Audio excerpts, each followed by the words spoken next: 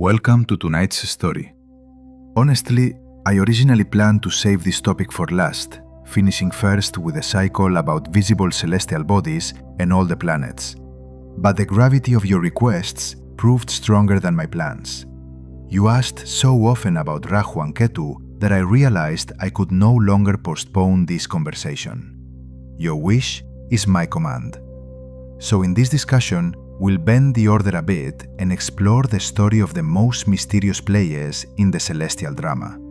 From the birth of Svarbhanu to his fateful deed, we'll uncover why they're called the shadow nodes, discuss their philosophical meaning, and of course, the influence they are said to have on each of us according to ancient texts. I want to express special thanks to those who support the channel's growth. Your support makes these lectures deeper, richer, and more engaging. And of course, thank you all for your activity and kind words under the videos. You're not just listeners, you're co-creators of this channel. Your ideas in the comments shape the topics of our future meetings. Now, let's begin.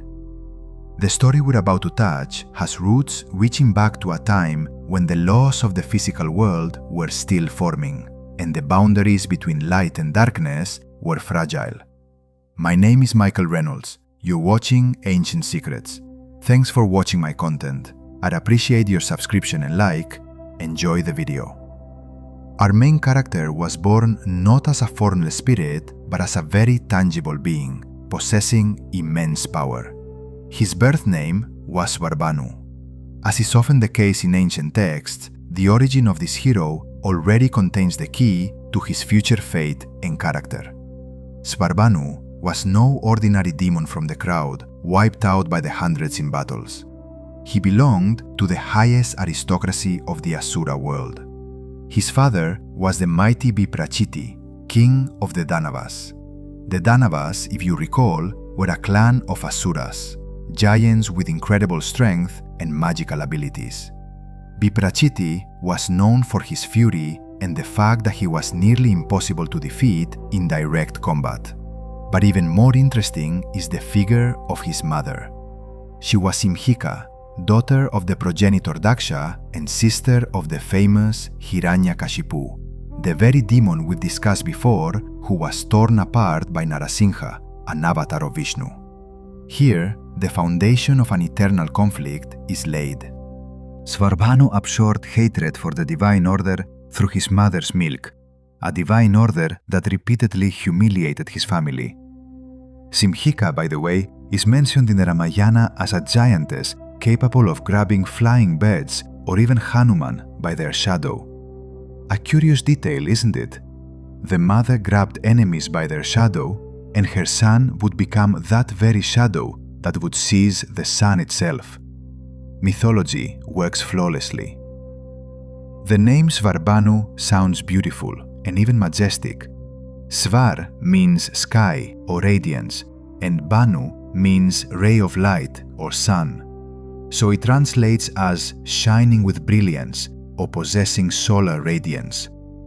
It seems like a strange name for one we usually consider the embodiment of darkness, but scholars see deep irony here.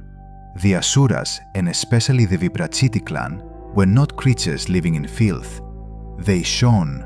Their palaces were full of gold, their women were beautiful, and they possessed mystical powers, siddhis, that allowed them to change form, become invisible, and fly. Svarbhanu grew up in an atmosphere where grandeur was mixed with the bitterness of defeat.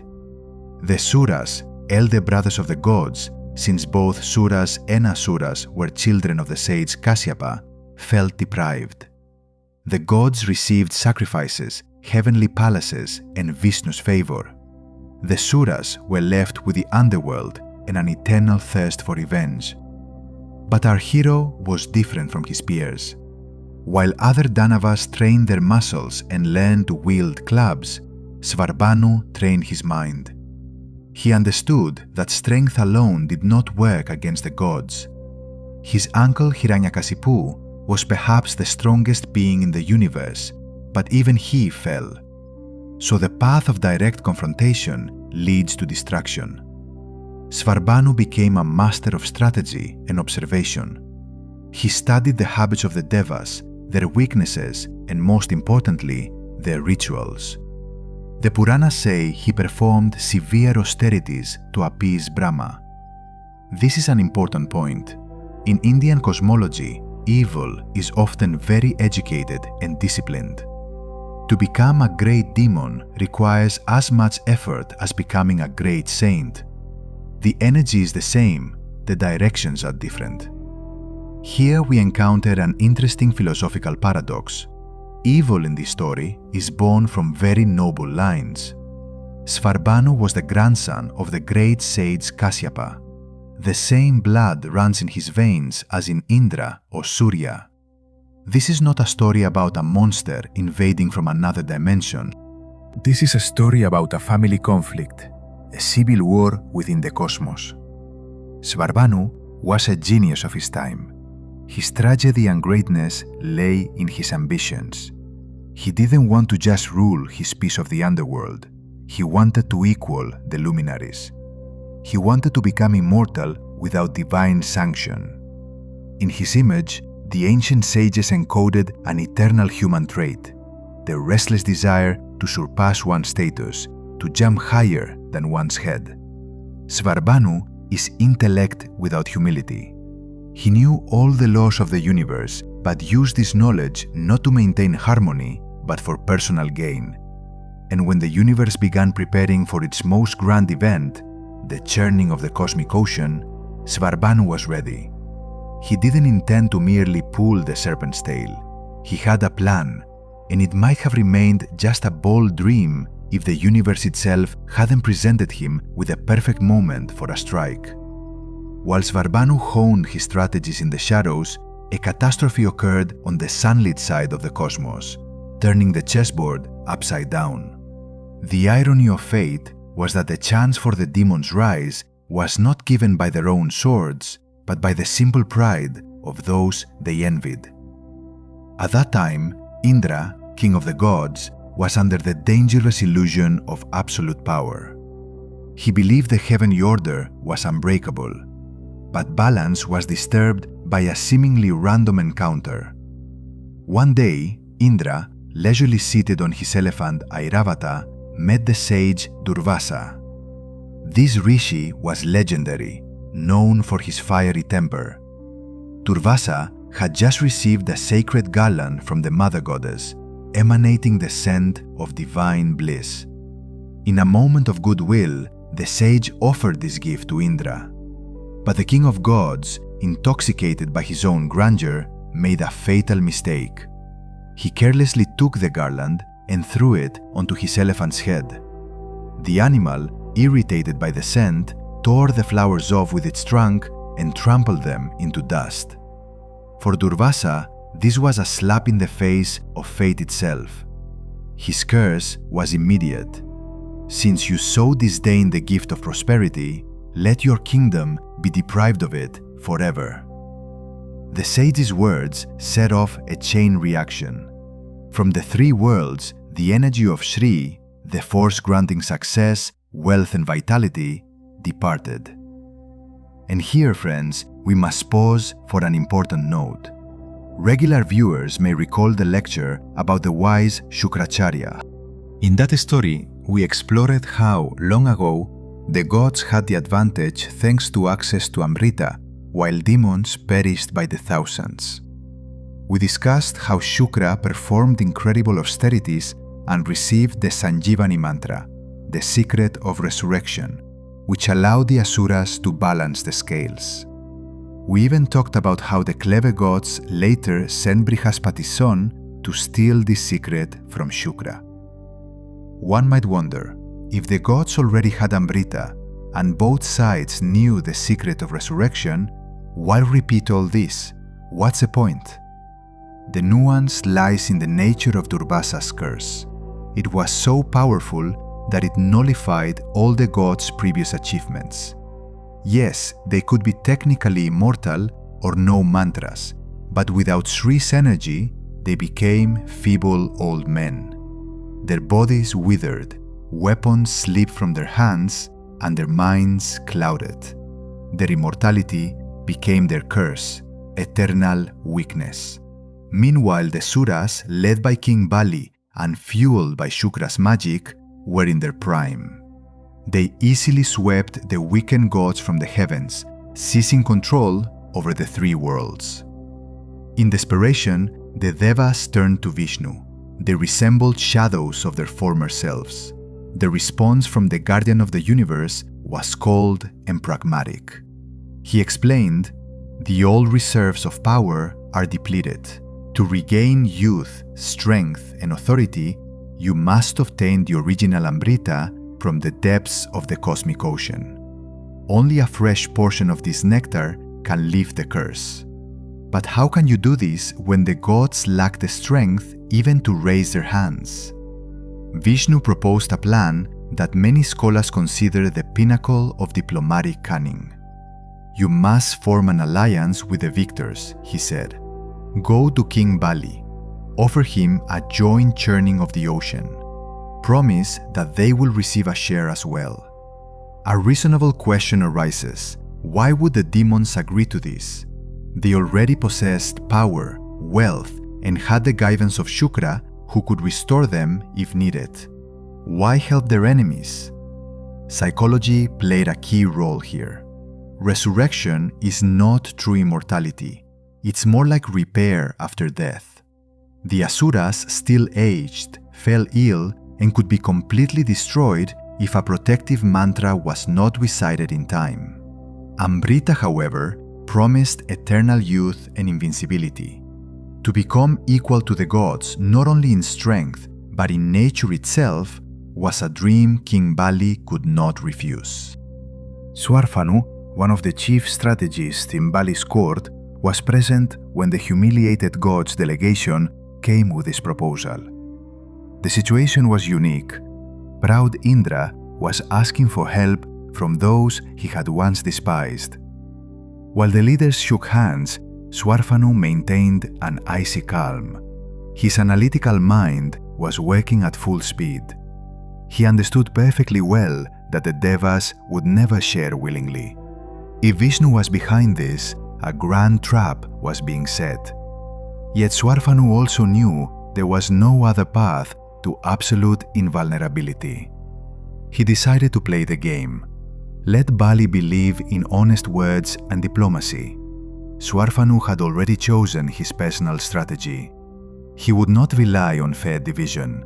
His goal was to be in the right place at the right time and claim his share. Thus, a strange alliance, born of necessity, was formed. But agreeing on intentions was one thing. Beginning the project, a task surpassing anything the universe had ever seen, was quite another. The challenge was titanic: to transform an entire ocean into a gigantic churning vat.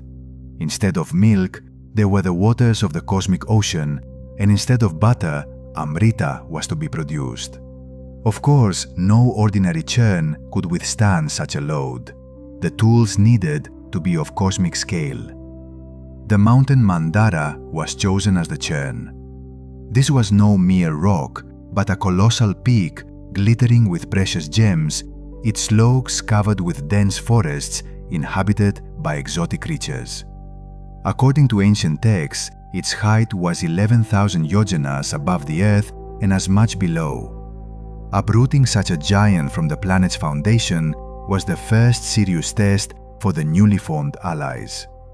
At first, the Asuras and Devas, full of enthusiasm, tried to do it themselves.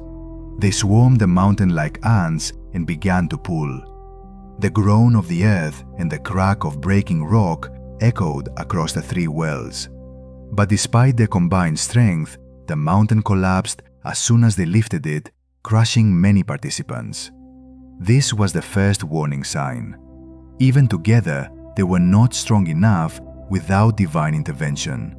They had to turn again to Vishnu. Summoning his mount, the eagle Garuda, Vishnu effortlessly lifted Mandara and carried it to the ocean shore as if it were a feather. With the churn in place, a rope was needed.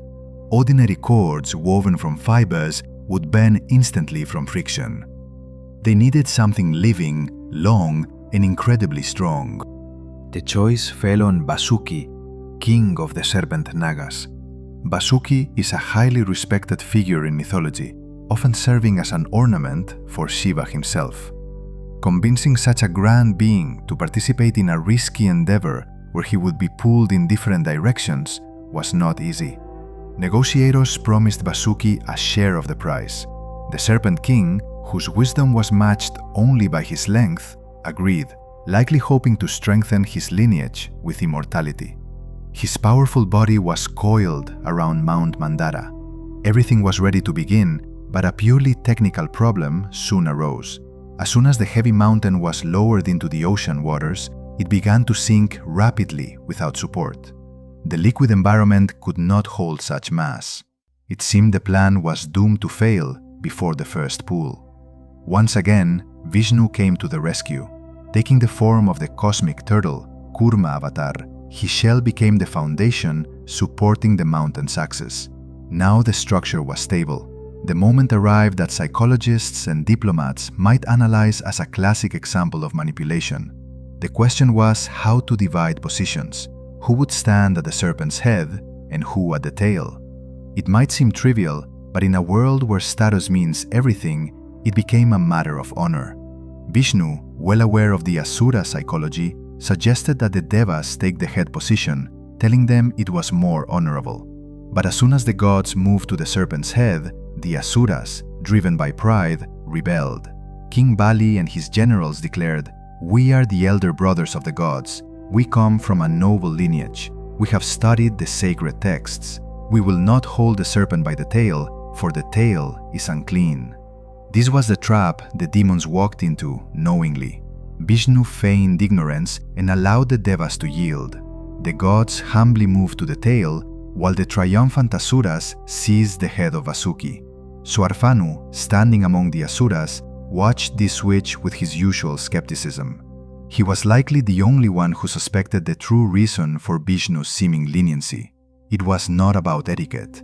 The head of the giant serpent was not only a place of honor, but also its mouth, full of venomous fangs and fiery breath.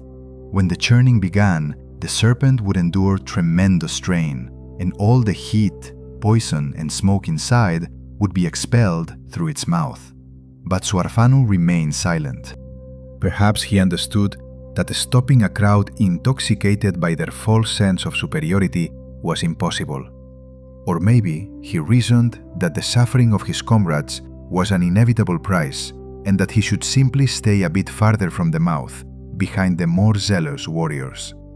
His gaze was fixed not on the serpent, but on the waters from which the treasures were to emerge. At last, on command, the process began. Thousands of hands tensed, muscles bulging.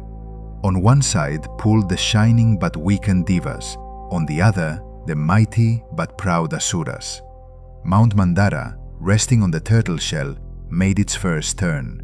The ocean roared, the water boiled and foamed. The sound was like colliding galaxies. Massive waves raised by the mountain's rotation swept away coastal forests, and the deep-sea creatures panicked, unable to understand what was happening to their home. The friction was monstrous. The mountain's peak heated until burning trees and stones began to fall, crashing down on those working below. But the worst suffering was endured by Vasuki. The poor serpent, stretched between the strongest beings of the universe, was in incredible pain. As Vishnu had foreseen, and Swarfanu suspected, flames and poisonous smoke began to burst from the serpent's mouth. The Asuras at the head bore the brunt of this assault. Their fine garments blackened, golden ornaments dulled, and their bodies were covered with burns. The heat drained their strength, their eyes watered, and their breathing became labored. They gasped for air but kept pulling, afraid to lose face and miss out on the prize. The gods of the tail were luckier. The tail did not spew fire. Moreover, according to legend, the clouds gathering over the ocean from the rising vapors poured cool rain mixed with flower petals on the Deva side. This refreshed them and gave them strength to continue. The scene was both epic and terrifying.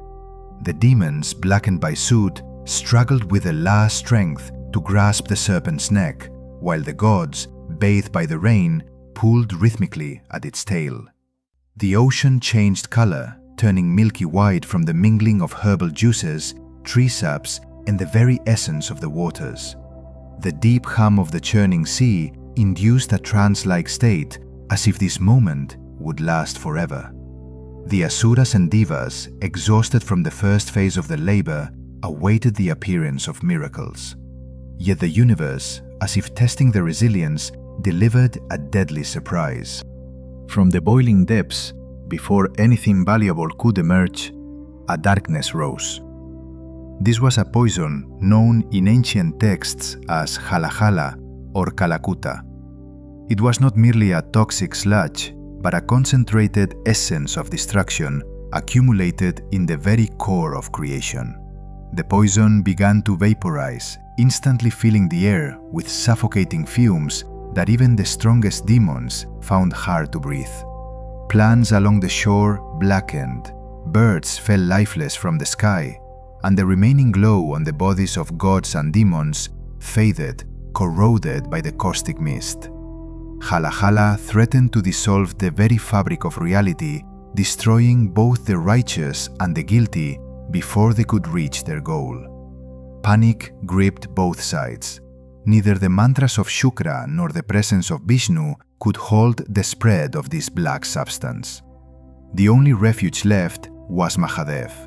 According to legend, the frightened participants of the churning prayed to Shiva, who, in an act of boundless compassion, performed a deed that forever changed his form. Shiva gathered all the poison into his palm and drank it. However, his consort, the goddess Parvati, knowing the poison could harm even the supreme god, grasped his throat tightly with her hands, preventing the venom from descending into his stomach. The poison remained trapped in Shiva's throat, turning it blue. Since then, he has been called Nilakanta, the blue-throated one. Once the danger passed and the air cleared, the churning resumed with renewed vigor. The ocean, as if in gratitude for the purification, began to return to the world what had been hidden or lost. First emerged the wondrous cow Suravi, also known as Kamadhenu. This creature could grant any desire, providing endless milk and butter for sacred fires. The sages, the rishis, observing the process, immediately claimed her. For the spiritual people, the ability to perform rituals was more important than power. Neither the Asuras nor the Devas argued. The cow held little interest for them as they anticipated immortality. Next, the ocean parted, revealing a snow-white horse named Uchaishravas. This majestic creature had 7 heads and was as swift as thought. Bali, the demon king, instantly set his sights on the horse. The horse symbolized military expansion, and Bali demanded it for himself. Indra, following Vishnu's secret counsel, did not object. He allowed the demons to take this trophy, knowing that the main battle was still ahead. Then came an event that made Indra's heart tremble. From the sea foam rose the giant white elephant Airavata, the very elephant Indra had ridden at the story's beginning, and which had left its master after Durvasa's curse. The ocean was returning to the king of gods his lost symbol of authority. This was a sign. The curse was beginning to recede. Indra joyfully welcomed back his faithful friend, feeling his confidence return. A magical stone called Kaustuba appeared next, shining like the sun, immediately adorning Vishnu's chest. Following that, the Parijata tree emerged, whose flowers never wither. It was taken to the heavens to once again decorate Indra's now empty gardens. The celestial dancers, the Apsaras, also appeared, beings of otherworldly beauty. But the climax of this procession was the arrival of the goddess Lakshmi. She appeared radiant with beauty and prosperity. Lakshmi embodies the very energy of abundance, Shri, which the world had lost. anyone upon whom she cast her gaze would become a ruler. The Asuras, losing their composure, began to shout and call to her. The Devas sang hymns. But the goddess, as we know, bypassed all the commotion and chose the one who remained calm. She approached Vishnu and became his consort. For the demons, this was a blow to their pride. Yet the ocean quickly offered them consolation. From the waters emerged the goddess Varuni, the deity of intoxicating wine. In her hands, she held a vessel filled with the intoxicating brew. Here, the nature of the Asuras played a cruel trick on them. Rejected by Lakshmi, they greedily accepted Varuni. The demons began to drink, celebrating their acquisition of the horse and wine, convinced of their victory. Their vigilance slipped away. Amid all this revelry, there was only one who neither drank the wine nor looked at the dancers. Swarbanu stood apart, arms crossed over his chest, his gaze cold and piercing. He saw Bali, proud of his horse, already imagining racing through the cosmos. He saw other demons growing drunk, losing focus. For Swarbanu, all this, the return of the elephant, the appearance of the horse and jewels, was merely a distraction. He understood the true treasure had yet to appear. Everything that had emerged so far was a test of greed. The gods and demons, grabbing these gifts, satisfied their egos but forgot why they had gathered. Their hands were full of reins and cups, so when Amrita appeared, they might be unprepared. Those participants who still retained clarity of mind and resisted the charms of the intoxicating goddess Varuni stood frozen in anticipation. Swarbanu, with his cold, calculating gaze, sensed this was not just another appearance of a wondrous beast or precious stone. Now, the moment for which the universe had endured this great turmoil was about to come. Indeed, the waters parted again, but this time without the thunderous roar. On the surface appeared a youth of incredible beauty. His skin was like a storm cloud, unmistakably marking his divine nature and kinship with Vishnu himself. He was clothed in yellow silks, his chest adorned with garlands of forest flowers, and earrings shaped like sea monsters sparkled in his ears. This was Dhanvantari, the first physician in the universe, the patron of medicine and Ayurveda. Dhanvantari stepped ashore not empty-handed. He carried a golden pitcher, the Kumbha. This vessel did not shine with the dazzling brilliance of the Kaustuba gem, but it emitted something else entirely. A subtle, barely perceptible fragrance spread along the shore, instantly overpowering the smell of sweat, smoke, and even the sweet intoxication of Varuni's wine. It was the scent of life itself, concentrated eternity. Within the pitcher flowed Amrita, the nectar of immortality. A moment of silence lasted no longer than a heartbeat, as the realization of what the healer held reached the minds of those present. The fragile truce, held together by fear and need, shattered to dust. Masks were cast aside. The Asuras, whose nature was more impulsive and passionate, reacted first. Fueled by wine and greed, they forgot all agreements, diplomacy, and who had held the serpent's head or tail. With wild cries, the demon crowd surged toward Dhanvantari. It was a chaotic rush of a crowd desperate for the ultimate prize. Dhanvantari, embodying divine wisdom, did not resist brute force. He allowed the golden pitcher to be snatched from his hands. And so, the golden vessel of Amrita fell into the hands of the demons. The Asuras' jubilation shook the heavens. They shouted, jumped, and congratulated each other, convinced that victory was finally theirs. They had the horse, drank the wine, and now held the key to eternal life. It seemed the story was over, and the Devas were left to accept their fate as eternal losers. The gods standing nearby fell into a state close to paralysis. All their efforts, all the humiliations endured at the serpent's tail, all hope for restoring past glory collapsed in an instant. They looked to Vishnu for support, but the protector of the universe only smiled enigmatically, seemingly taking no immediate action. Indra, who had just regained his elephant Airavata, realized with horror that without Amrita, this elephant would remain a mere beautiful ornament of a fading realm. However, within the victorious camp, things were not as smooth as they appeared. Here we come to a very interesting psychological moment, often overlooked. Possessing the pitcher did not guarantee immortality.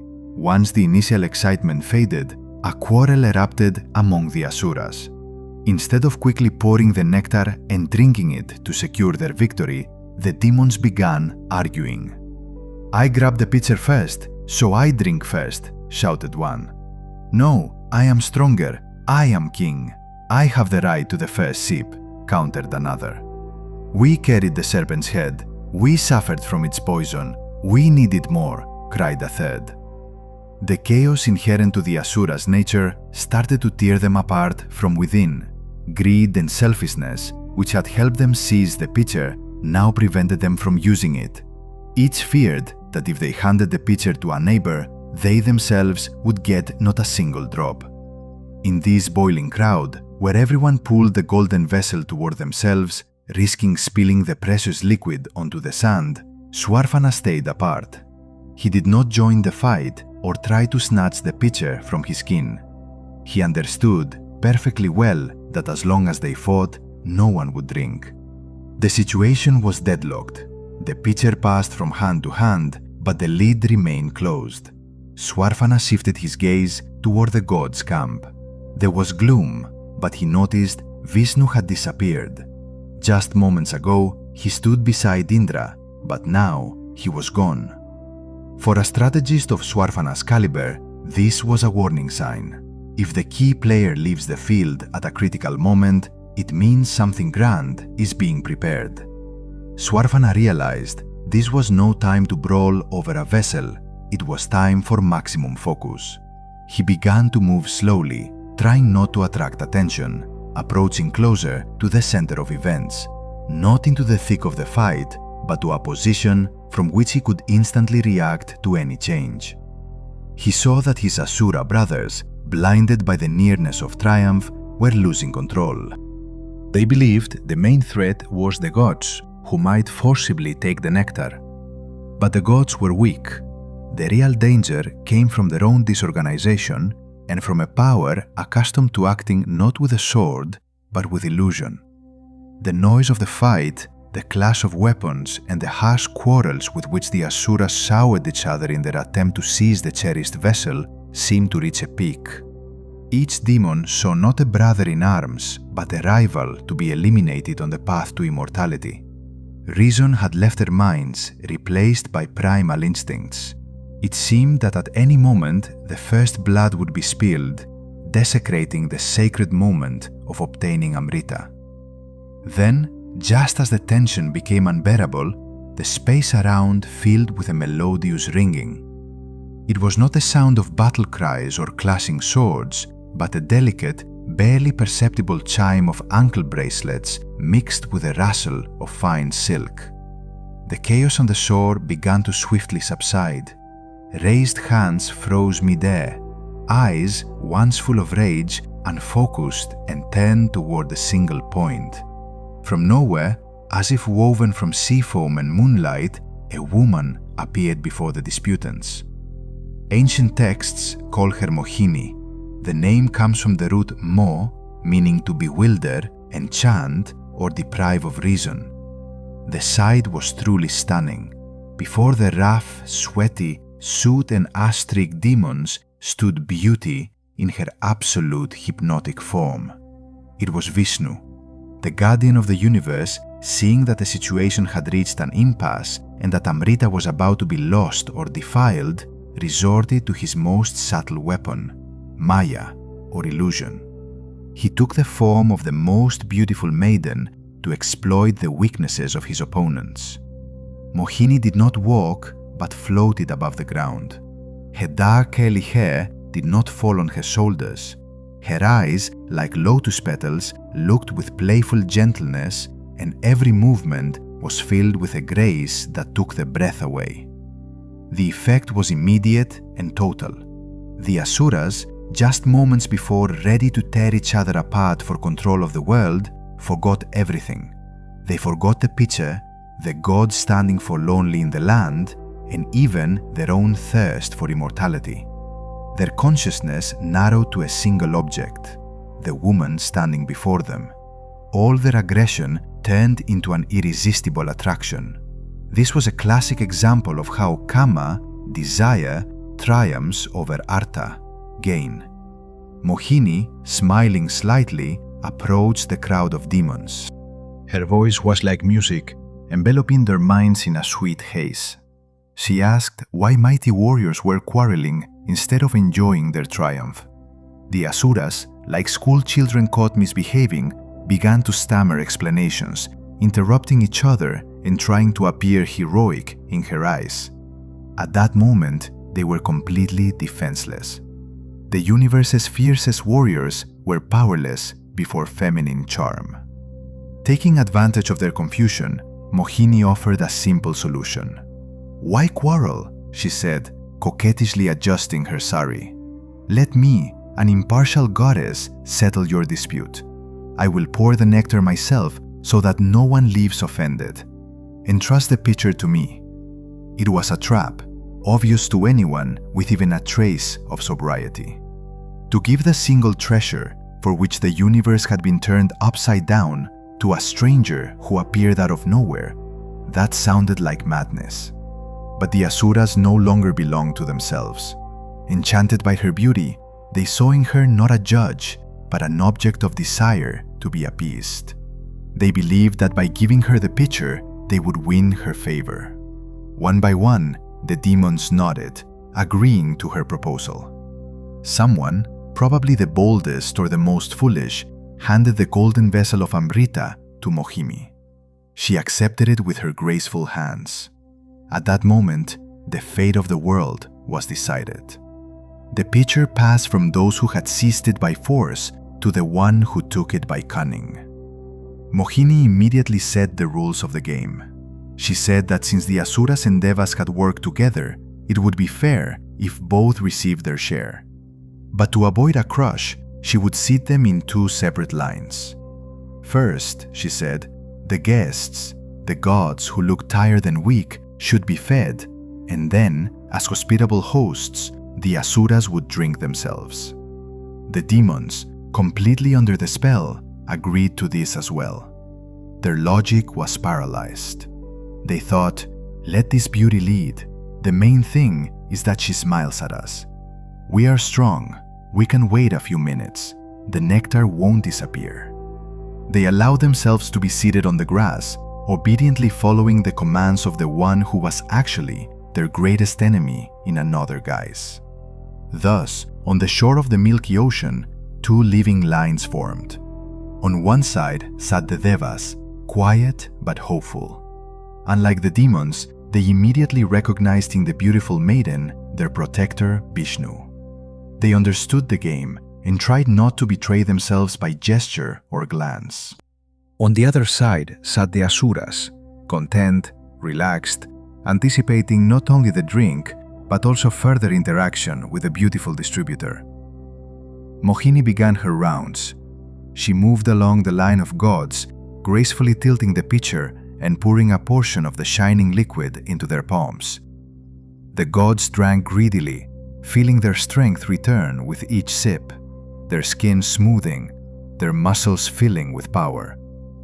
The curse of Durvasa receded. The energy of life flowed into their veins. The Asuras watched calmly. Mohini occasionally cast meaningful glances at them, smiled and winked, signaling, "Just a little longer, my heroes. I will finish with these weaklings and come to you." That was enough to keep the army of demons in a state of blissful stupor. However, among this mass of enchanted beings was one on whom the magic did not work as it did on the others. Swarpana sat in the line of his brothers, but his eyes were not clouded by desire. He did not look at Mohini's curves, but at her hands, how confidently she held the heavy vessel, how quickly the liquid level in the pitcher diminished. His sharp analytical mind began to connect the dots. Where had this woman come from? Why had she appeared exactly when Vishnu disappeared? Why was she serving the enemies first? And most importantly, why was her beauty so unnaturally perfect? Swarpanu realized this was Maya, the great cosmic illusion. The demons were simply being robbed in broad daylight, their own instincts turned against them. He understood that when Mohini reached the end of the line of gods, the vessel would either be empty or she would vanish along with it. There would be no second chance for the demons. This was the moment of truth. Swarpanu had only a few seconds to decide. Shouting or starting a rebellion was pointless. His comrades, intoxicated by wine and beauty, would either not hear him or, worse, might turn on him for spoiling such a beautiful moment. Swarpanu realized that the salvation of the drowning lies in their own hands. If he wanted to claim what he had endured poison and humiliation for, he would have to break the rules. He had to step out of the role of a passive observer and become an active participant in the spectacle, even if it meant doing the impossible, deceiving the deceiver. It's important to remember that Swarpanu was not just a warrior wielding a club. He was a master of Maya, the magical art of transformation. His arsenal included siddhis, supernatural abilities that allowed him to change shape, size, and even aura. While the other demons, intoxicated by wine and desire, drooled over Mohini, our hero began his transformation. He did not create a smokescreen or disappear with a loud bang. Everything happened quietly and unnoticed. Swarpanu shrank his giant body to the size of a deity. His rough facial features smoothed out. His skin took on the radiant glow characteristic of celestial beings, and his clothing changed to exquisite silks like those worn by the inhabitants of the heavenly realms. He even copied small details, the position of his hands, the tilt of his head, the way he held his posture. It was a perfect disguise, a chameleon changing color not for hunting, but for survival. Taking advantage of the chaos and the fact that everyone's eyes were fixed on the vessel in the hands of the beauty, Swarpanu slipped away from the line of demons. None of his kin noticed how their brother left the ranks. He silently crossed the dividing line, the invisible boundary between the world of darkness and the world of light. Now his task was to choose a place. Sitting at the end of the line was risky, the nectar might run out. Sitting at the beginning was impossible. Mohini had already passed that point. He needed to sleep in somewhere in the middle, where the vigilance of his neighbors was already lulled by anticipation, but the vessel had not yet arrived. Swarpanu chose a position that seemed crazy from a strategic point of view, but from the perspective of karmic symbolism, it was the only possible one. He sat between the two brightest figures among the gods. On one side was Surya, the sun god, the all-seeing eye of day. On the other side sat Chandra, the moon god, lord of night and mind. This seemed like the worst place for a spy.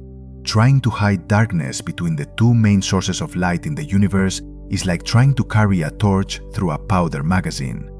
Light inevitably exposes shadow, but Swarpanu likely reasoned differently. He knew that Surya and Chandra, like everyone else, were entranced by the unfolding scene.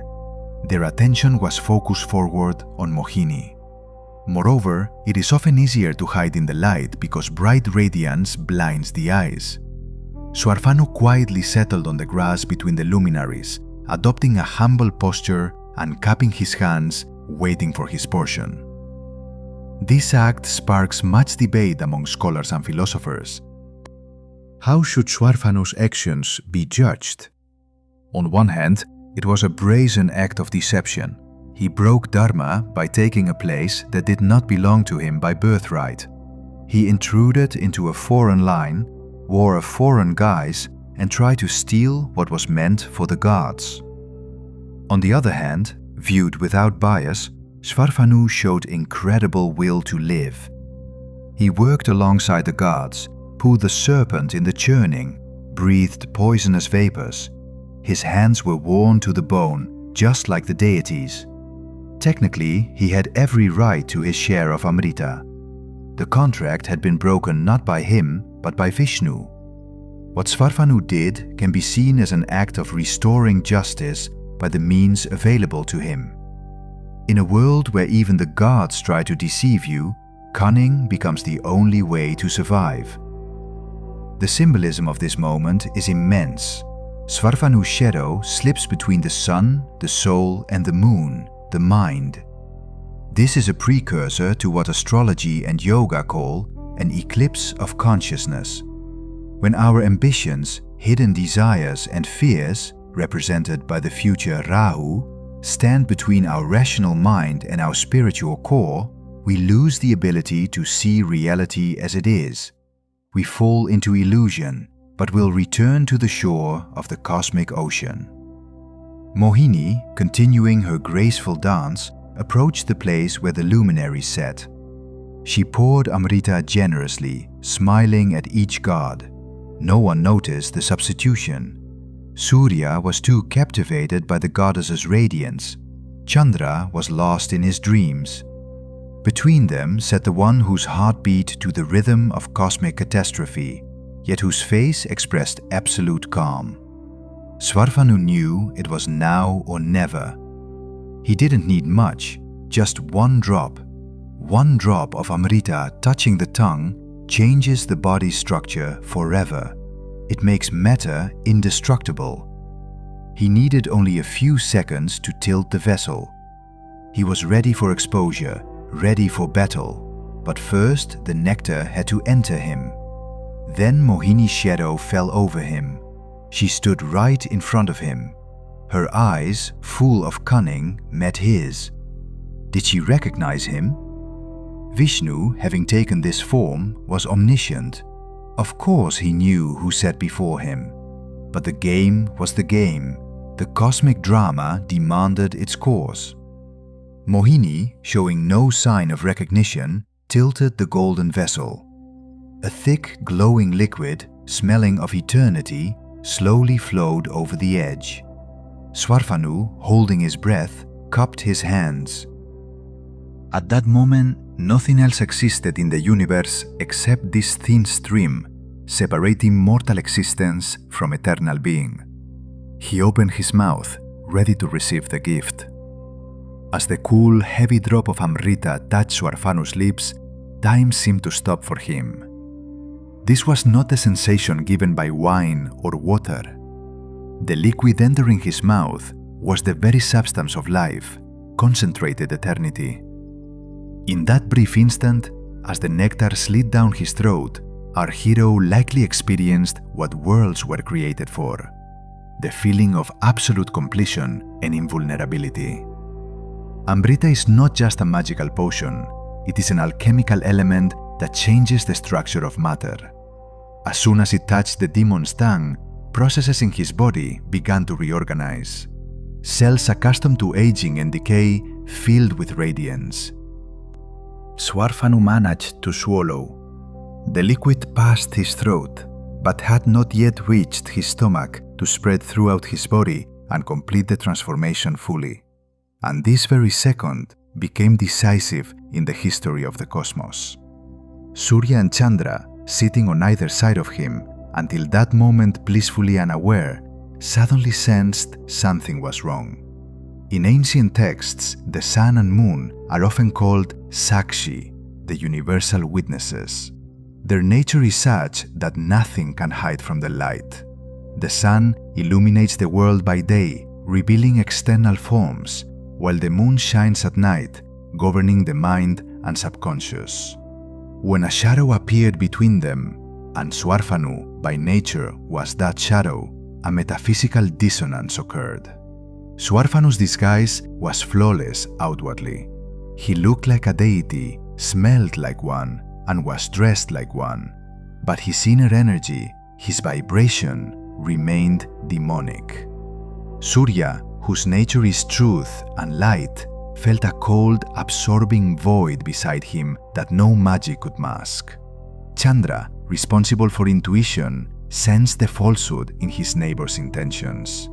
It was the moment of truth when the instincts of the gods acted faster than reason. They exchanged a glance at Swarfanu, who just a second ago had been playing the humble supplicant. They saw the triumph and the very cunning that was alien to their kind. The illusion crafted by the demon began to crack under the intense scrutiny of two radiant beings. Without hesitation, Surya and Chandra signaled to Mohini. There was no whispering or doubt. Their reaction was an immediate denunciation. "This is not one of us," their gestures declared. This was a Danava disguised under a false form, breaking the sacred rules. For Swarfanu, this gesture was a sentence. Enjoying the taste of eternity, he caught a glimpse of the neighbor's movement and realized he had been exposed. His audacious plan, calculated down to the last detail, collided with a factor he likely underestimated: the nature of light, intolerant of deceit. He found himself trapped between two beams that revealed his true self before Vishnu himself. Mohini, who had been smiling as she poured the nectar, froze. Her beautiful face, moments ago radiating maternal care and charm, transformed. The mask fell away. Standing before Swarfanu was no longer a lovely maiden, but the supreme judge catching a criminal in the act. The asuras sitting opposite, still waiting their turn, began to come to their senses. They noticed the god's confusion and saw one of the deities suddenly change expression, losing his divine disguise under the pressure of exposure. The intoxication began to fade, replaced by suspicion. Svarbanu found himself at the center of a cosmic scandal. He had done the unthinkable, stolen immortality right from the Creator's grasp. Yet the irony was that, technically, he had already won. The Amrita was inside him, even if only in his throat.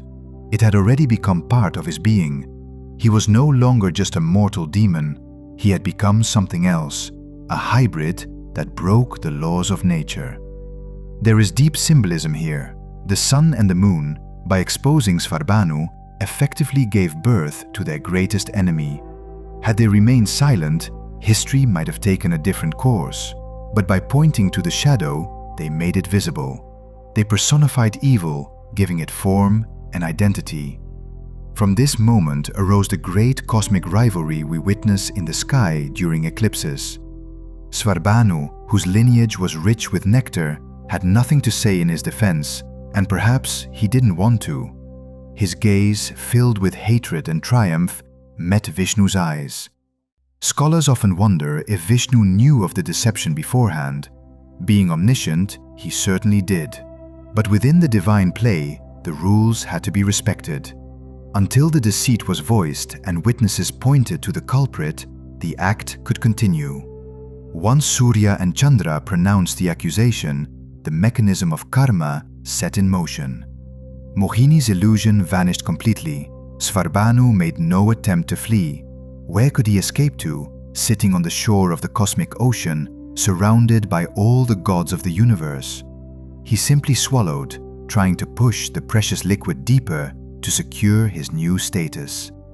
It became a race, a contest of speed, the nectar that grants life versus the punishing hand of law. Svarbanu's exposure marked a point of no return. The peaceful accord made for churning the ocean was broken. The festive atmosphere evaporated, replaced by the foreboding of judgment. The gods recoiled in horror from the impostor, realizing an enemy sat among them. Svarbanu, with drops of Amrita on his lips, prepared to face the consequences of his choice. Vishnu's reaction was immediate and devoid of emotion. In his hand, where a moment before perhaps the edge of a silk garment rested, materialized a weapon whose very sight made even the mightiest beings tremble. It was the Sudarshana Chakra. The Sudarshana is not merely a sharp disc, or a throwing weapon.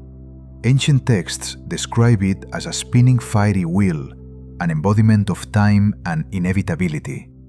The word Sudarshana can be translated as auspicious vision or true sight. The paradox of this name is that for the righteous, the sight of this disc is a blessing, while for those who violate Dharma, it is the final harbinger of doom. The disc, shining like 1,000 suns, flew from Vishnu's index finger faster than thought. None of the onlookers, neither the intoxicated goddess nor the asuras drunk with wine and excitement, could even blink. Svarbhanu, still tasting the amrita on his tongue, likely saw only a flash of light. He made no attempt to dodge or defend himself. Perhaps it is impossible to evade time itself. The disc passed through the demon's neck with terrifying precision. This was not a crude executioner's strike. It was a perfect division of matter. The blade of Sudarshana separated the head from the body exactly where the throat ends. Here lies the key detail that makes this myth so profound and tragic. The strike was delivered in the very fraction of a second when the nectar of immortality was being swallowed. The amrita had already washed the mouth, touched the tongue and palate, passed through the throat, but had not yet descended to the stomach to spread through the body via the bloodstream. Vishnu, possessing absolute knowledge, chose this moment with precision. Svarbhanu's severed head flew into the air, but it was not dead. On the contrary, thanks to contact with the amrita, the head gained immortality at the moment of separation. The demon's eyes continued to move. His mouth twisted into a grimace mixing horror, pain, and rage. Svarbhanu's consciousness did not fade. It was trapped in this severed part. The body, deprived of its head and thus its controlling center, collapsed to the ground. Since the nectar had not reached the stomach, the torso did not receive immortality in the same sense as the head. It remained a physical shell, massive and powerful, but defeated. The thunderous crash of the fallen body was like a mountain collapsing, and this sound finally snapped the other asuras out of their stupor.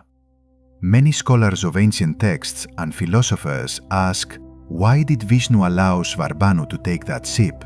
He could have thrown the disc earlier when the demon first reached for the vessel, or destroyed him the moment he changed form. Why did the protector permit evil to gain partial immortality? The answer lies in the very concept of cosmic balance. Had Svarbhanu been killed before swallowing, he would have remained just another dead demon, one among many. The story would have ended, but the universe requires complex mechanisms to resolve karma. By allowing the demon to drink, but immediately dividing him, Vishnu created something new, a being eternally alive, but eternally unsatisfied. This was an act not only of punishment, but of transformation. The Sudarshana strike did not destroy Svarbhanu, but transformed him into a different state of existence. It split a single personality into two polarities. The head became a symbol of pure intellect, cunning, and insatiable hunger. After all, it had no stomach to be satisfied. The body became a symbol of the unconscious, intuitive, and detached. On the shore of the cosmic ocean, a deathly silence fell. The gods looked in horror at the rolling head, which continued to curse Surya, Chandra, and Vishnu. Blood flowing from the wound mixed with the remnants of Amrita, creating a chilling substance.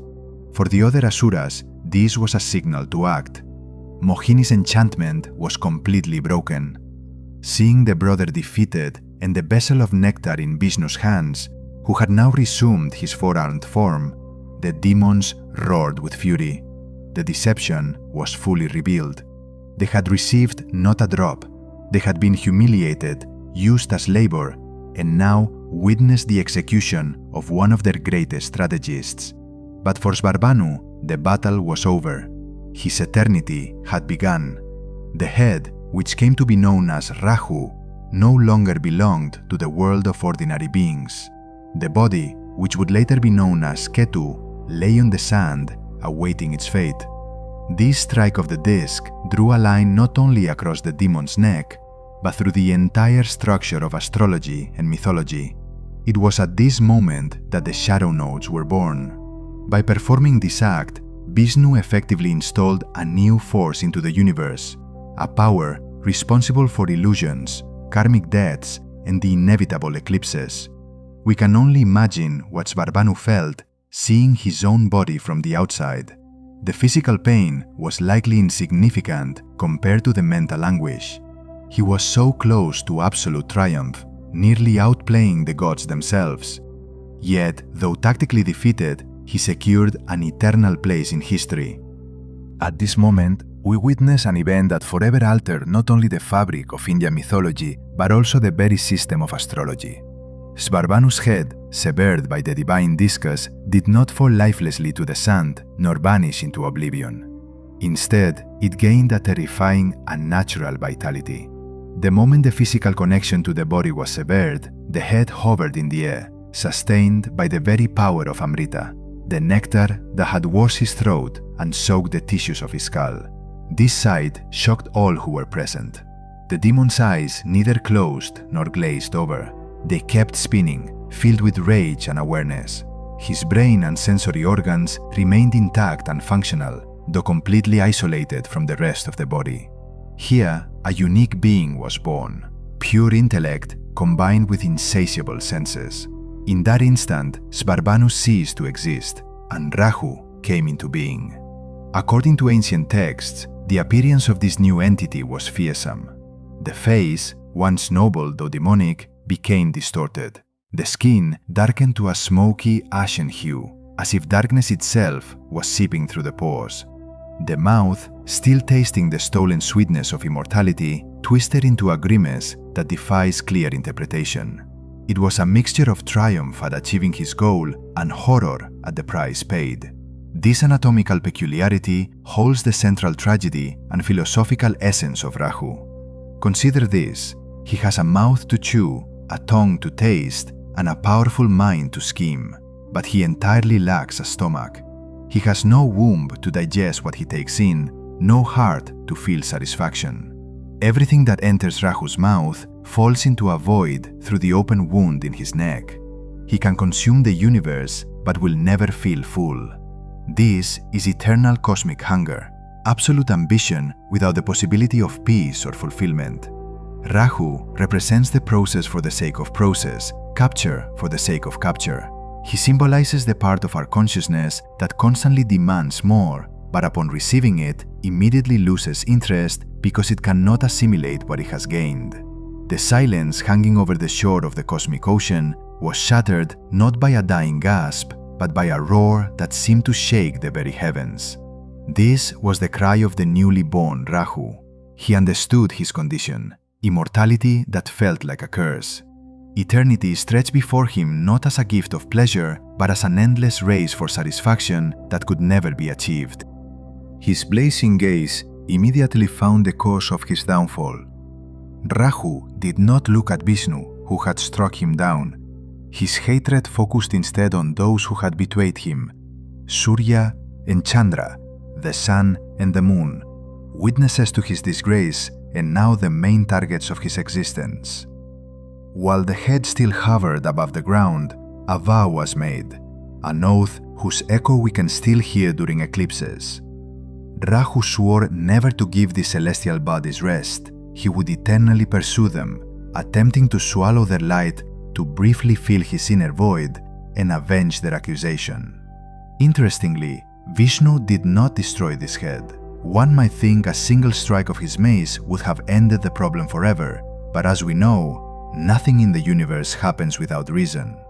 Rahu was granted the status of a celestial graha, a planetary entity capable of capture. He was assigned a specific place in the cosmic hierarchy, becoming a necessary element of chaos, illusion, and instability. Without Rahu, the world would be too predictable, too sterile. He became the force that drives evolution through crisis and desires. The head began to rise higher, leaving the battlefield behind. It ascended into the layers of space where the paths of the planets run, leaving a trail of dark, smoky energy.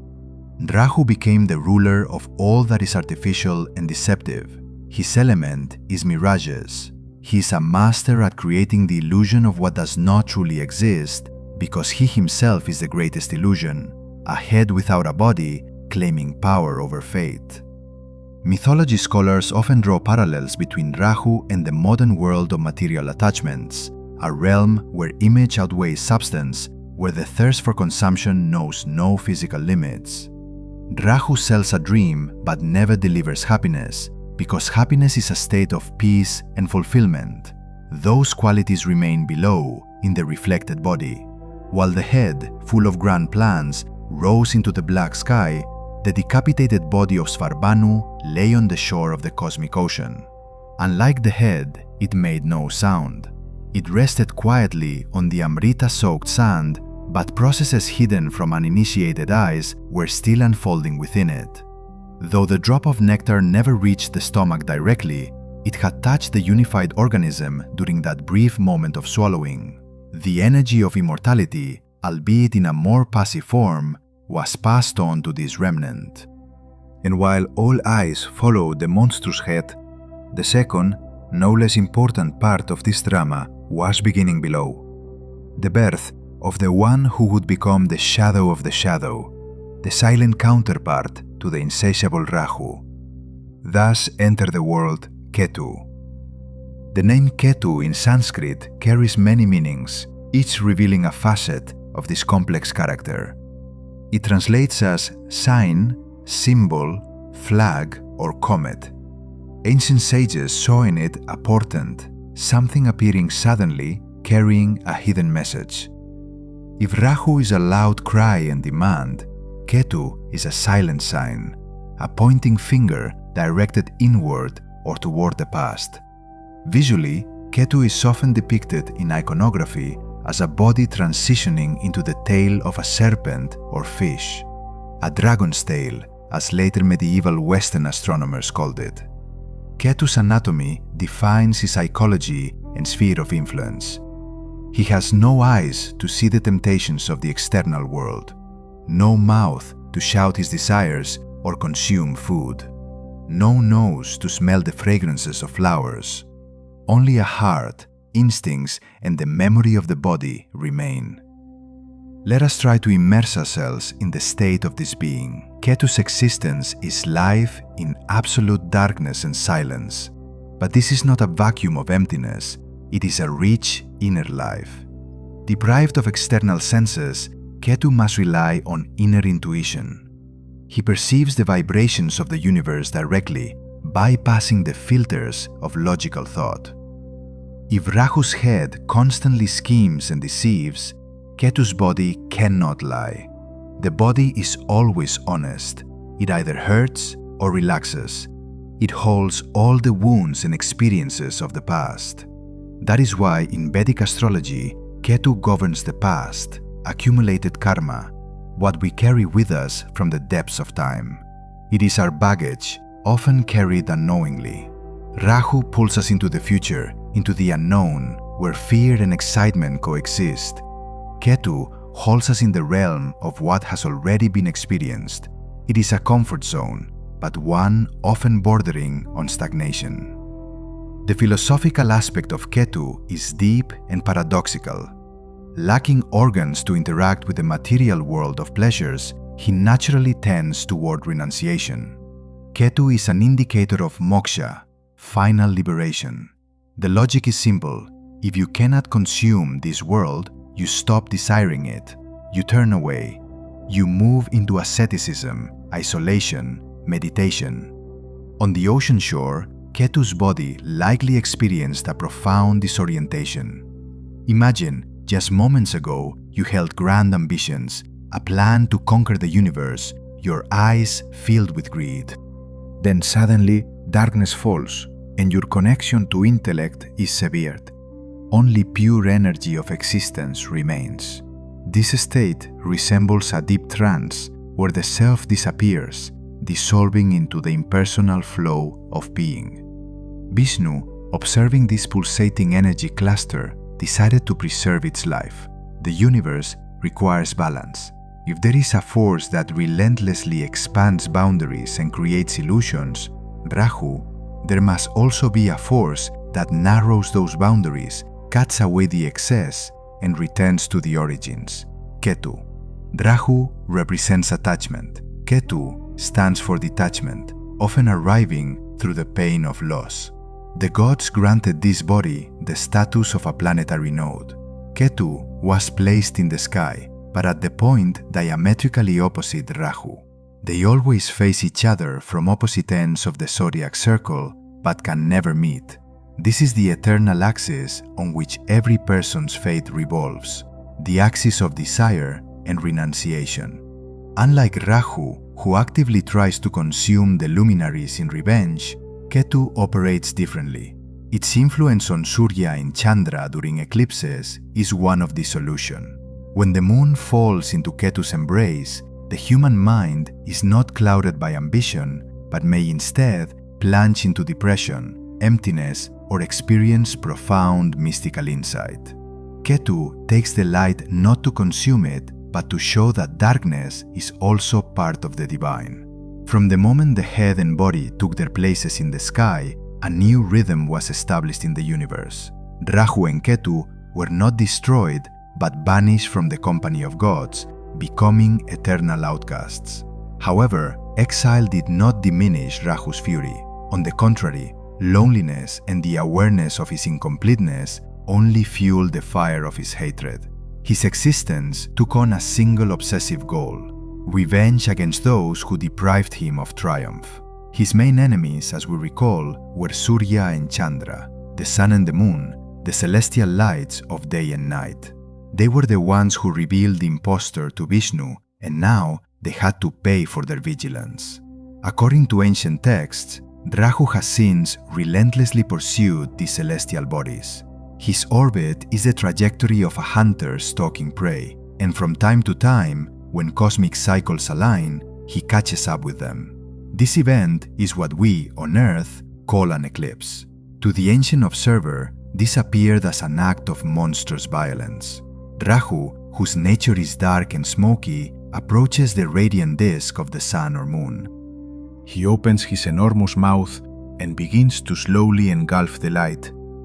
Shadows creep over the disk, the world falls into twilight, animals fall silent, sensing the disruption of the natural order.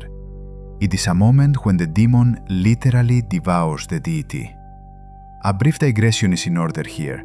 Those familiar with ancient tales might recall a story about a great monkey deity who once mistook the sun for a ripe fruit and tried to swallow it. That was an act of innocence and childlike play. But with Rahu, there is no playfulness, only cold, calculated malice. Rahu does not merely want to taste Surya, he wants to extinguish him, to humiliate him, to show the universe that darkness is stronger than light. Yet there is a nuance in this drama that saves our world from eternal night. This nuance lies in Rahu's anatomy, as we have examined in detail before. He has no body, his throat is severed. So when Rahu swallows the sun or moon, the luminary passes through his mouth, reaches his throat, but immediately falls back out through the open wound in his neck. The cosmic irony is overwhelming. Rahu briefly triumphs. I caught you, the light is gone. But after a few minutes or hours, the duration of the eclipse, the victim escapes. The sun shines again, the moon pours its gentle light once more. Rahu is left empty-handed. His hunger remains unsatisfied, his revenge incomplete. He must begin the chase anew, a pursuit that will last until the end of the cosmic cycle. It is a Sisyphean task on a cosmic scale, an eternal chase, eternal capture, and eternal disappointment. From an astronomical perspective, this story gains remarkable accuracy. What are Rahu and Ketu scientifically? They are not physical planets made of rock and gas like Mars or Jupiter. They are mathematical points, the intersections of the moon's orbit and the ecliptic, the visible path of the sun. The Moon orbits Earth on a plane tilted about 5 degrees from Earth's orbit around the Sun. The 2 points where the Moon's orbit crosses the ecliptic are called lunar nodes. The northern node, where the Moon moves upward, is Rahu. The southern node, where it moves downward, is Ketu. Eclipses occur only when a new or full moon happens near these nodes, that is, when the Sun, Moon, and Earth align in a straight line. The myth perfectly matches the mechanics. Rahu, the node, truly catches the luminary at the intersection point. The shadow of Earth or the Moon falling on the surface is the very darkness of Rahu described in the texts. Ancient sages, without telescopes, understood this mechanism through imagery. They knew eclipses were not accidents, but strict cycles. Rahu and Ketu always move retrograde through the zodiac, that is, backward against the motion of the other planets. This highlights the rebellious nature, moving against the flow. For those watching an eclipse from Earth, this time is considered inauspicious. In Indian tradition, this period is called Sutak, a time of impurity.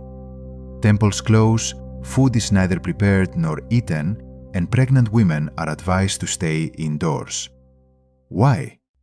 Because at this moment, the source of life force, Surya, or the source of mental peace, Chandra, is in the demon's mouth. The energy of the luminary is distorted, suffering. The light passes through the filter of Rahu's demonic energy. It is believed that at these moments, a veil of illusion descends upon Earth. People's minds may become clouded.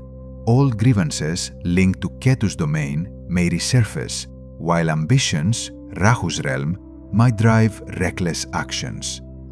It is a time when shadow, both in the sky and in the psyche, grows stronger than light. But there is another side to this coin. Ketu, as the other half of this axis, also participates in the process. Though considered the body without a head, Ketu's role in eclipses is often associated with the ending of cycles. If Rahu devours the Sun, creating an active crisis, Ketu is linked to lunar eclipses, when emotions and the mind of Chandra plunge into deep, mystical introspection. Thus, through the legend of revenge, ancient astronomers explained complex celestial phenomena. Rahu and Ketu became an integral part of the calendar.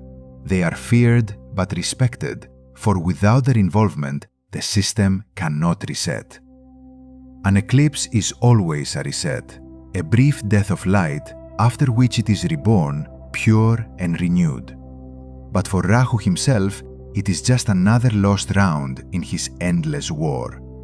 While he regroups for the next attack, the universe gets a moment's respite, and we gain the chance to reflect on the lessons brought by darkness. One might think that after such a blatant act of aggression and eternal vendetta against the luminaries, Rahu and Ketu would be outlawed, banished to the farthest reaches of the cosmos, or imprisoned in the deepest realms of the underworld. Logic suggests that such disturbers of cosmic peace should be isolated. Yet Indian cosmology differs from the black and white systems we are used to. Even chaos has its rightful place, and surprisingly, its own official role. The paradox is that Vishnu did not destroy them completely. Brahma, the creator and chief architect of the universe, granted them official status. They were included among the Navagraha, the 9 celestial bodies that govern the fate of all living beings. Rahu and Ketu took their places on this council alongside Surya, whom they despise, and Isprehospatia, the mentors of the gods. Here we need to delve a bit into linguistics to clarify an important point. The word graha, which we often translate as planet, actually has a completely different meaning. The Sanskrit root gra means to grasp, hold, seize, or possess. A graha is not just a rock flying through space. It is a force capable of capturing a person's consciousness and holding it in a certain state. That is why Rahu and Ketu, which have no physical bodies and are, astronomically speaking, only mathematical points, are considered full-fledged grahas. Moreover, their grip is regarded as one of the strongest. When Brahma assigned roles in the universe, he followed the principle of necessity. The world cannot consist only of light, growth, and prosperity.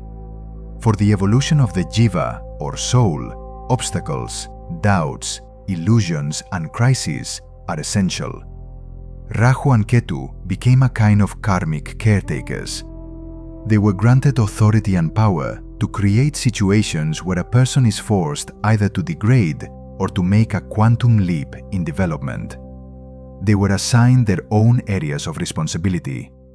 Since they have no physical mass, they were called Chaya Grahas, or shadow planets. But as we know, a shadow often frightens more than the actual object.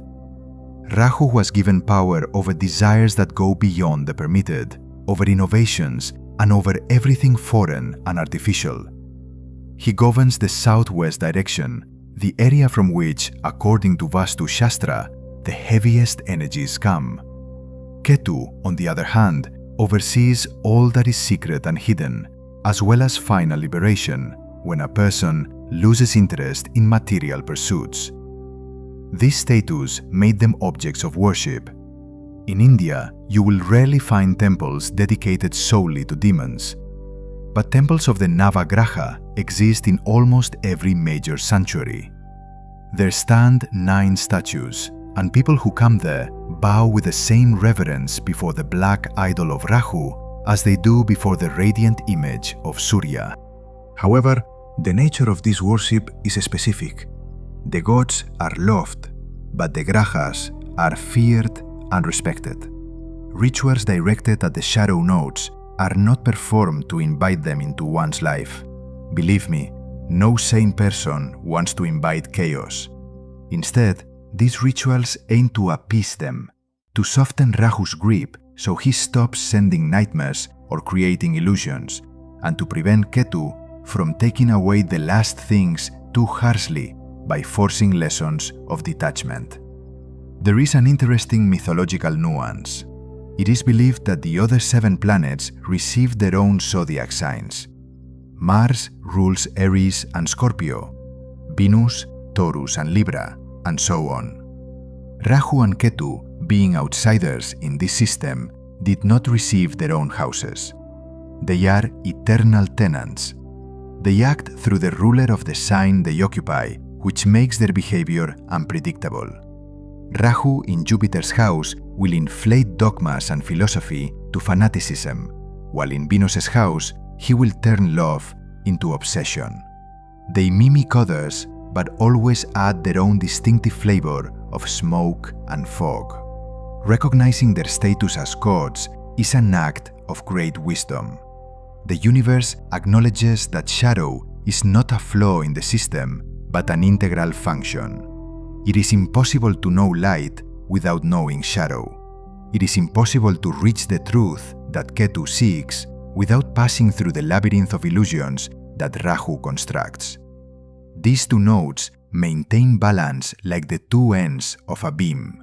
They prevent the world from tipping over.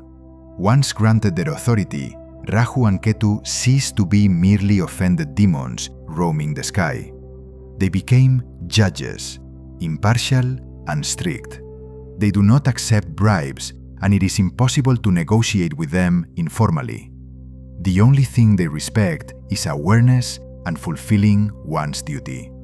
Now that we understand their official position in the celestial administration, it is time to come down to earth and see how these powerful energies manifest in the life of an ordinary person in everyday reality.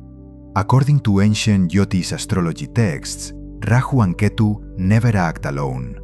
They always operate as a single axis, a taut string on which human psychology balances. This axis defines the individual's main karmic task, the vector of development from past to future. Rahu points us toward the direction the soul fears most. It is a zone of absolute unknown, foreign territory not explored in previous cycles of existence. The demon's head, eternally hungry, manifests in human life as insatiable ambition. Wherever Rahu is located in the birth chart, a person will always feel a sharp grasping, a restlessness, a desire to get more, whether money, status, knowledge, or relationships. Rahu drives us to take risks, to go beyond traditions, to break rules, and to try new things. Vedic astrology researchers clearly associate Rahu with modern technologies: the internet, virtual reality, neural networks, artificial intelligence, mass communications. All these fall under the influence of the northern lunar node. This is a world of illusions, where the image on a screen replaces physical reality. Rahu makes a person chase mirages of success, promising satisfaction that, as we remember from the story of the severed head, never truly arrives. Once the desire is fulfilled, the person experiences only brief euphoria before hunger flares up again with renewed force. Ketu, in contrast, works quite differently. Being a body without a head, he symbolizes the past. This is the baggage of knowledge, habits, and talents we bring with us. Wherever Ketu is located, things come easily and comfortably. We do not need to strain to succeed in that area because skills have already been developed to the point of automation. However, staying in Ketu's zone means halting development. It is stagnation. The energy of the southern node is directed toward narrowing, cutting off, and isolation. If Rahu expands boundaries, pushing us to conquer new territories, Ketu takes away the excess. He acts like a strict surgeon, removing attachments that hinder spiritual growth. Ketu's influence often brings feelings of loneliness, detachment, and a desire to escape worldly bustle, to hide in a forest or hermitage. He governs deep introspection, intuition, and those insights that come not through logical analysis but sudden flashes of inner knowing. The dynamics of human life become especially vivid during major planetary periods called dashas. The Rahu period lasts 18 years. It is described in texts as a time of storm. A person may suddenly be thrown onto the crest of a social wave. They might move to a foreign country, abruptly change professions, dive into material achievements, or become entangled in complex intrigues. These are years of tremendous tension when it seems the whole world lies at your feet. You only need to reach out. But it is during this period that the greatest number of mistakes occur due to an ambition-clouded mind. Maya, or illusion, operates at its peak power. Following this comes the Ketu period, lasting 7 years. The transition between these periods often feels like a cold shower. What seemed critically important yesterday, career, status, accumulation, suddenly loses all meaning. Ketu initiates a cleansing process. A person may face material losses and the breaking of relationships that have outlived their purpose. But these losses are not punishments. According to Jyotish philosophy, Ketu frees space for truth.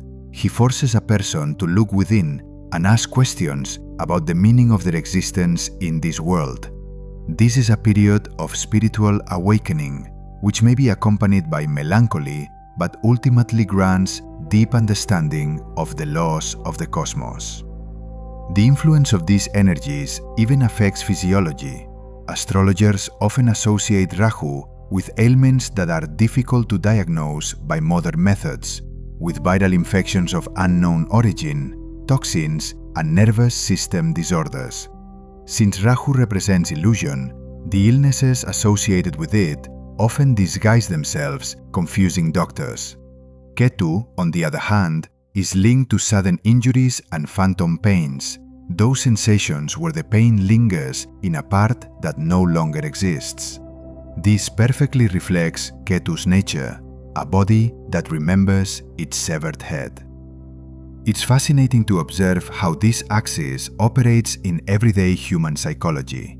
We are constantly torn between the desire to conquer the world, become famous, and accumulate wealth, the path of Rahu, and sudden waves of apathy, the urge to abandon the chaos, turn off our phones, and withdraw from social interaction, the call of Ketu. The head and body, separated by Vishnu's disk, continue their battle within each of us. We try to reconcile the irreconcilable, seeking spirituality in material comfort or attempting to monetize our deepest inner insights. This conflict is embedded in the very architecture of human consciousness. The shadow nodes don't make us good or bad, they simply create the tension necessary for self-discovery. They confront us with our deepest fears and attachments. Until a person learns to balance these axes, accepting both sides without judgment, they remain a puppet to ancient karmic forces set in motion long ago during the churning of the cosmic ocean. The story of Svarbanu doesn't end like classic tales. Our hero didn't win the grand battle by the ocean's shore. He didn't bring the sacred nectar to his people, didn't claim the throne of the celestial ruler, and lost his physical wholeness forever. Yet, it's clear he didn't lose either. His remarkable courage, sharp intellect, and incredible will to survive allowed him to seize a fragment of eternity from the Supreme Being. When Vishnu hurled his radiant disk, he could have easily incinerated the audacious demon, erasing all traces of his energy from the cosmos, leaving no record of his name. But the guardian of the universe acted with greater wisdom. He integrated this troublemaker into the very mechanism of the cosmos, making him an essential, though invisible part of the great clockwork of time. This divine act offers us a profound philosophical lesson. The logic of the divine suggests that darkness cannot be eliminated by direct denial, amputation, or aggressive destruction. A shadow exists only as long as light falls upon an object. Trying to sever your own shadow will only lead to self-destruction. You cannot amputate a part of your psyche without losing your sanity. Vishnu did not burn away this darkness, he ordered it. He gave it precise coordinates, an orbit, and a clear karmic function. Once parts of a single demon, Rahu and Ketu became official agents of controlled chaos. Their destructive energy was skillfully redirected to serve the law of cause and effect. They transformed into strict examiners, testing the resilience of every soul on its long journey through the material world. Accordingly, the story of the divided being teaches us not to hide from our dark sides. Within each of us lives an inner Svarbanu, intelligent, ambitious, sometimes ruthless, craving everything at once and willing to break the rules. We often hide this rebel behind masks of respectability, donning the bright garments of social norms, just as our hero tried to blend into the ranks of the righteous divine beings. We fear admitting our true, sometimes frightening desires, suppressing them deep inside until they become isolated monsters ready to tear our psyche apart at the first eclipse. But ancient wisdom says, do not deny your nature, learn to manage it. Acknowledging Rahu's influence means honestly admitting your ambitions. Yes, I want recognition, a certain status, an insatiable hunger for new experiences. But by understanding the nature of the severed head, a person ceases to be its blind servant. They begin to use this immense energy and endless drive for expansion as fuel for real achievements, preventing it from consuming them entirely with illusions. Similarly, recognizing Ketu within means respecting your past, emotional scars, and losses. It is the ability to stop in time, to cease chasing illusions, to let go of what is gone forever, and to immerse yourself in healing silence, free from the endless race of winners and losers. The axis of these lunar nodes is not a heavy burden, but rather a delicate balancing act, like a tightrope walker's pole. Lean too far into material pursuit and endless consumption, and you will inevitably be toppled by the weight of your own ego. But if you completely reject the physical world and choose absolute isolation, you risk losing the precious connection to reality for which you came into this life. True mastery lies in confidently maintaining balance between the eternal, shouting, "I want," and the silent, wise, "I have enough." Various ancient practices designed to appease these complex energies are essentially methods of restoring inner awareness. Through them, a person calms the restless mind, stops swinging from extreme to extreme, and begins to perceive reality without distortion, gently lifting the dense veil of illusion from their eyes.